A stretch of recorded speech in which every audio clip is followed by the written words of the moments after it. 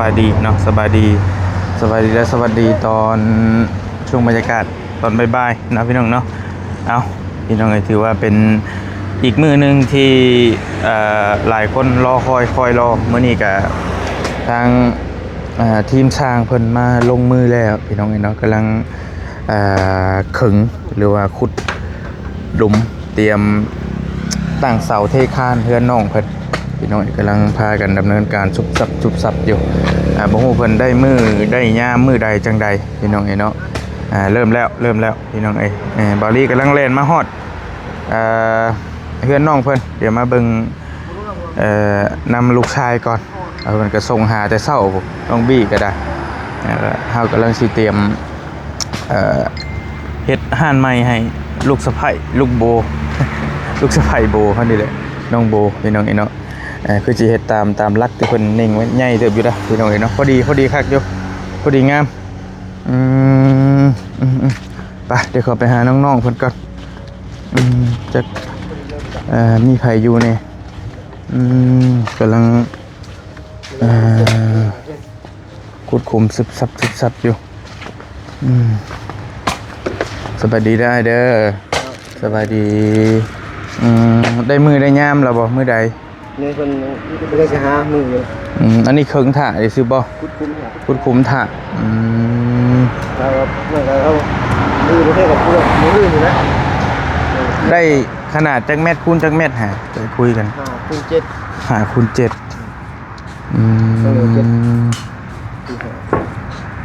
โอเคพอดีออกไล่ก็บ่ได้ทางเพิ่นเด้ดินจำกัดเนาะดินพอกระเทินพอดีงามแล้วสำนี้ก็ได้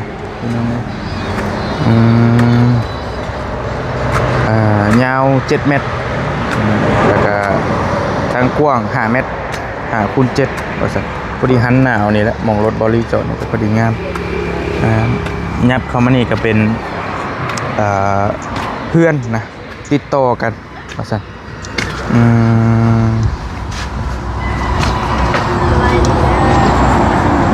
สบายดีพากระตื่นเลยนะไอ้นิวกระลับบริรับบรินอนกันบ่ให้คือผลิตคือแท้ถ้ากันเห็นยังชุบตัวเอาว่ากาแฟง่ายกาแฟแล้วจุ่มบริโนกินว่านี่บ่สร้างเพิ่นได้นั่นหรือบ่ได้เรียบร้อยแล้วบ่ซื้อแล้วซื้อให้แล้วร้อยก็เจอแต่ขบโค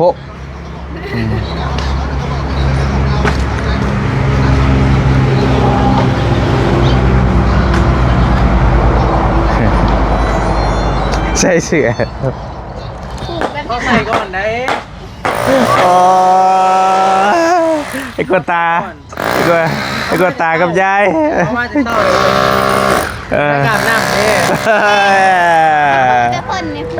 นั่นแหละไอ้กวตากับยายเบิ่งมาหาเบิ่งเฮียงกันมึงดูเฮียงมึงดูเป็นสไตล์มันเป็นสไตล์ใหม่บ่เส้นใหม่บ่เอาแล้วนะป้าลุงกับบ่อยู่เลยแม่นบ่ป้าลุงก็ไปเลยดิฮอดเลยบินโดนเลยไว้ดิ3 คนเป็นไงสั่ง3 คนเนาะไว้เรามีแต่ผู้ใหญ่เด้คักใหญ่เต็มได้เนาะ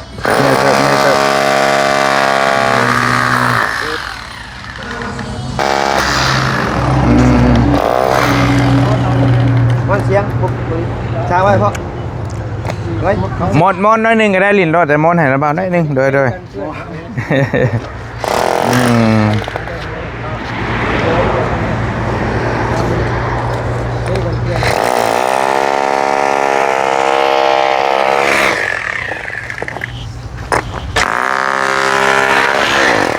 กระแทกเสาหนึ่งนี้เนาะ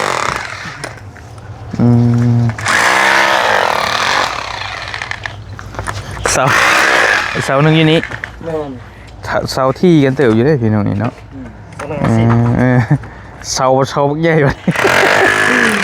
เสาที่กันเติบอยู่ เจ้าหน้าชิบหาย เสาวัดเสาเฮือน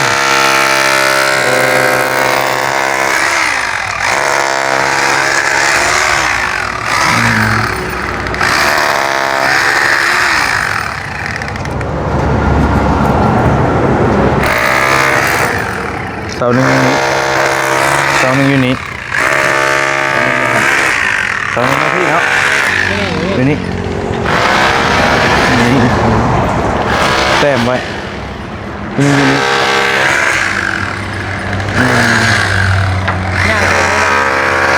ไม่ยากไปเลยแล้วนี่เครื่องไม้เครื่องมืออยู่ใช่ปัญหา มือครบอยู่ เครื่องมือครบไฟฟ้าครบ กว่าแล้วนั่น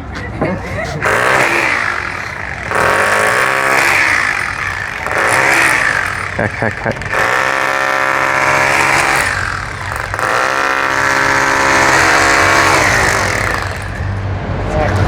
กระแทก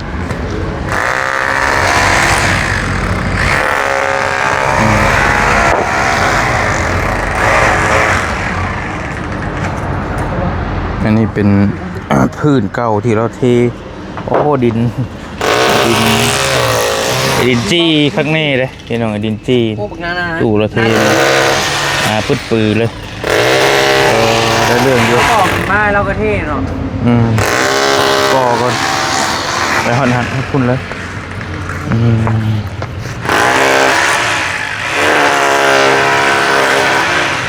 คักกำแพงนี่ก็เอ็นเลยเนาะเอ็นลงมาพี่เลยมันสูงโพดจะแม่เป็นตะย่านด้วย ไอ้เดี๋ยวครึ่งหนึ่งเลยจะมา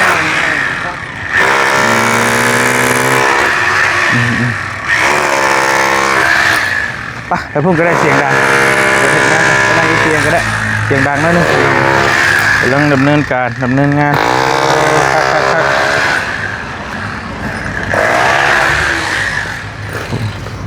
มาขายอยู่พี่แบบนี้ตู้เฮา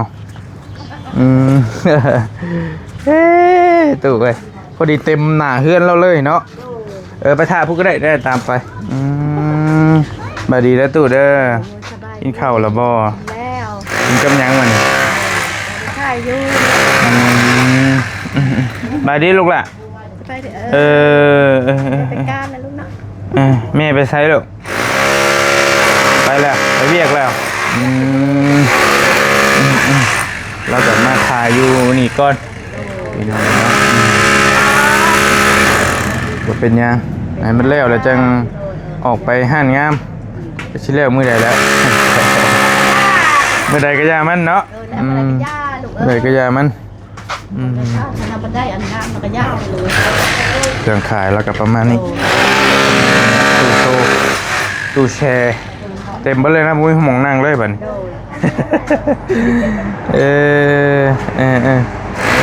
คักไปพุ่นกันเด้อตู้เด้อไปเตรียมพุ่นกันเด้อโดยได้แล้วขอบใจ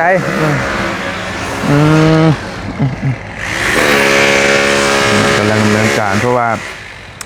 เดินเท่ากับค่อนข้างจำกัดนะหอมๆในจังหน่อยคือว่าโอเคดีแล้วน้องเด้อมาแต่โดนแล้วบ่ เดินเติบแล้ว มากับหัวหน้าเขาบ่ เดิน หัวหน้านิว กำลังนิ่ง มาพี่ก็ได้มาเตรียมกันพี่ก็ได้เนาะรถคันนี้กะไปกระถึกนึกน้อง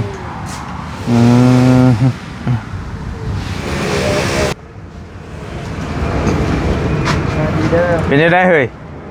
ไข่ ไหวอยู่บ่ ไว้ เอาเลยเอาติดไข่น้ำไผ่อีกบัดติดน้ำบี้ไปจักบ่ ไข่ร้อยกระโตแล้วเป็นแบบร้อยมันหก เปลี่ยนกันดิ ปวดมืด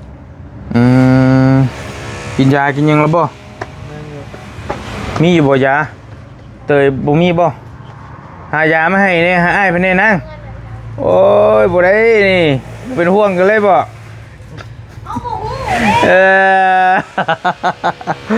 หยอก ไปทางไหน หาเนี่ยมานี่แหละมีอยู่ทางไป เดี๋ยวสิบอกหลังไม่มายามลูกไผ่ก่อนเบิ่งห่านไม้น้ำก่อนเดี๋ยวสิว่าบ่มาน้องพักก่อนเป็นนี่ได้อาการน่ะเป็นนี่ได้หนาวบ่บ่หนาวมันลอยกับต้นมันลอยมีแต่อยากรับเอาแล้วนอนก่อนซะนะเอาบ่กาแฟบ่เหมือนนอนก่อนพักผ่อนก่อนบ่ไหวละหัวหน้าเฮาโอ้ยหัวหน้าเป็นได้หัวหน้านี่ฮะยาใจบ่มีบ่เรื่องรถไอ้นี่บอกมาให้อ้ายนี่ฮะอนาคตมันสิเป็นรถเจ้าบ่แม่นบ่เจ้าก็ลองเลื่อนเบิ่งนักเอาไปไว้ว่าบ่แล้วอยากได้ PCX บอกเขาผัดมันบ่ได้มีกล่องมันมีเก่งเด้เปล่าเลยมามันจะพูดเนาะทางมันแม่โอ้ยให้กว่าสิไปต่างประเทศเอารถพิลึกกี่รถเพิ่นนี่แต่ว่าก็คักได้เลยพี่น้องคักมันใส่หยังก็ได้หลายนะบุกป่าบุกดอนไปไกลทุรกันดารไปนอนได้แม่นได้มีน้ำมันติดไปเรื่อยๆนะมาน้ำกันพี่ก็ได้นะน้ำกันพี่ก็ได้สวัสดีกินข้าวกินน้ำบัลเลตี้ข้าวเที่ยงก็จะเข่าอย่างแล้วอ้ายก็ยังบ่ได้จะเข่าอยู่มีเข่ามีหันเข้ามาใกล้อีกจำอย่านางรถเลยเดี๋ยวไปเอายามาให้เอาเดี๋ยวเจอเด้อสุดอยู่ซื่อมาเดี๋ยวไปเอาไปเอามาให้ไปไหมคิดเงินเดี๋ยวไปเอามากันเรื่องอะไรเป็นแห้งนะเอาห่วงอ้ายทำไมได้เศร้ารถแบบนี้นะแป๊บเดียวเศร้าเลยมีคนเป็นห่วงไหมนี่ไปแล้วป้าลุงเข้าไปเลยเนาะบินโดนเลยคือไปไว้หดไว้ได้เลยบ่มันบริไกลดีเศร้าว่ะตั้งแต่7 โมง7 โมงกันที่มันขู่กันค่ะหากฉันเป็นคุณปู่อยากมีเธอเป็นคุณยาโอ้มันละคือกันแท้โอ้ยเมื่อเนี่ยคือดีไหนดีหน่อยเนี่ยคุณปู่กับคุณย่า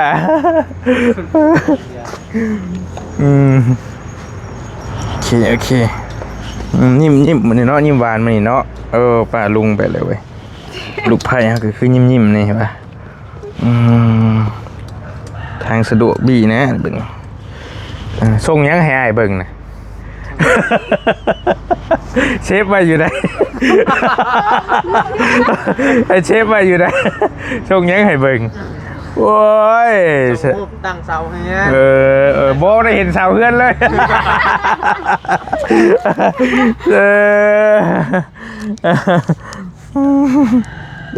เชฟมาอยู่โอเคเดี๋ยวมือใดพิจใจกันแล้วหูเรื่องเจ้าเจอกันความลับไม่มีในโลกหลักฐานไว้เป็นหลักฐานแล้วหยอกพี่น้องหยอกน้องเพิ่นมาจะโดนแล้วบ่ผมมาได้เศร้าเนาะมาได้เศร้าผู้พอแล้วจังมาได้เศร้าหิวนอนซะนะมาได้6 โมงยังมาตื่นเข้ามานี่นะเอาแท้เนาะกี่โมงแน่ดิบ่โอ้ยังมาตื่นนี่แม่ว่าเตยเอาอาบน้ำมาเลยนะอันนี้ตื่นแรกนี่มาแต่6 โมงผู้มาแต่6 โมงผู้ที่อาบน้ำมื้อหน้ามาอาบน้ำให้เลยลอยเลย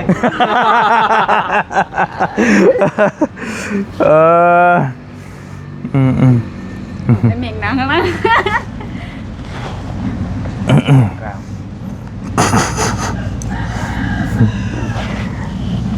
น้องเมฆมานั่งน้ำนี่เอาละผมไม่น้องโอ้ความฝันบ่นี่ความฝันเลยแรปเตอร์ให้ขี่น้ำนี่เด้อจะได้เมื่อใดเด้ออยากลองขับลองขี่บ้างนะเป็นคนมักสีดำบ่มักสีดำครับโอเคยับขี่ก็ได้ยับขี่ก็ได้โอกาสแล้วเจอยังเขาไม่อีกเลย เข้ามาอีก โอ้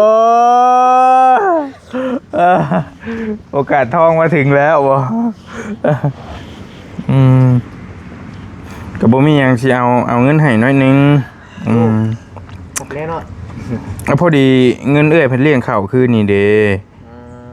ก็บ่ได้หลวงได้หลาย แล้ว บ่บ่เป็นหยัง เลี้ยงกูมือเพิ่นตั้งใจให้เด้ซั่นน่ะให้ก็สิให้พอดีมื้อวานนี่เฮาเอื้อยเพิ่นเลี้ยงกับข้าว3 คนพี่น้องล้านนึง เราเลี้ยงเขามือนึงเด้อว่าซั่นเพิ่นโอนมาให้ล้านนึงแล้วเฮาซื้อมันเบิดประมาณ300,000นี่แหละเบิดประมาณนั่นแหละเบิดประมาณ300,000เอากินข้าวเบิดบ่ได้เอ้ยวะคนละ4-5 ก็พอแล้วเนาะกินเทื่อนึงนะคาบนึงหั่นนะพี่น้องเราโอนมาให้ล้านนึงก็เลยว่ามันเหลือเท่าไหร่วะ7 หาร 3เท่าไรเตย เดี๋ยวเขาผมดิ่งเว้ย เท่าไรโบ7 หาร 3 700,000 หาร 3 คน7 หาร 3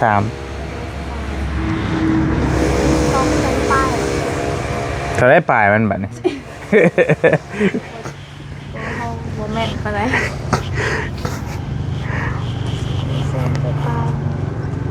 700 หาร 3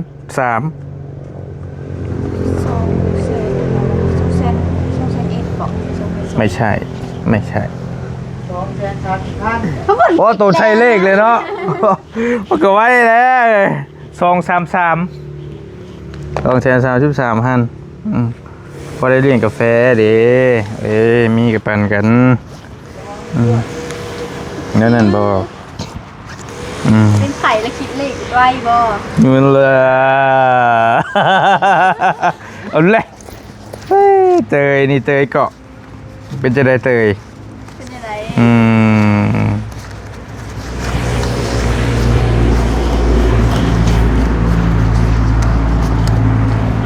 ธรรมดาเลยคุณนิวนี่กันเนาะคนติดจอยนี่คือมีคนหักคนแพงแถวบอกบอกแล้วก็ลุกมาแล้วอ้วนคือไอ้คือมีแผลหักแน่บ่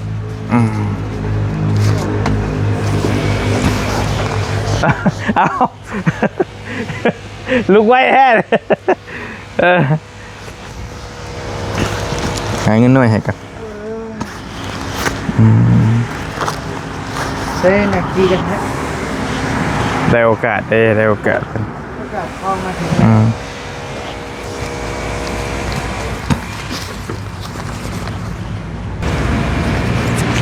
ไปใช้ไปทางใดควักเงินควักทองไปหน้าก่อนข้อใส่ข้อพุ่งเลยฮะไปหน้าใช้หน้าอยู่บันพีนละไปขายดินบ่ไปบ่ไปขายดินบ่เพราะมีเบียกน้อยนึงอยู่วันนี้นะนัดมีนัดมีหมายอยู่ไปเลยบ่ไหวอยู่บ่ล่ะเอาเตยว่าจะไปเอายามาให้กินอยู่ไปได้ไหมเก็บหัวป่ะจ๊ะบริเก็บบ่นะมันแบบนึงอยู่นะเนาะได้อยู่ครั้งนี้ได้ล่มน้ำทางน้ำยังไม่มีใครเห็นได้เลยโอเคไปใช่ไหมบ่ไหวกันได้ก็ส่งหาเด้อกันได้ก็ได้ไปเด้อโดยขับรถดีเด้อว้าเอาเลยมันรีบให้บอกได้เลยว่าเองได้นี่น่ะเอากันโอ้ไปทำไมแล้วเนาะกันยืนยังไม่อยากไปแล้วไม่อยากไปแล้ว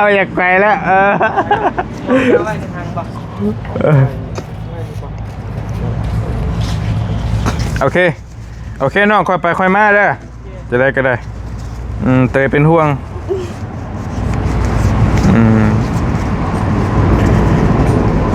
เนี่ยแล้วบ่มีอย่างไรให้บ่มีเงิน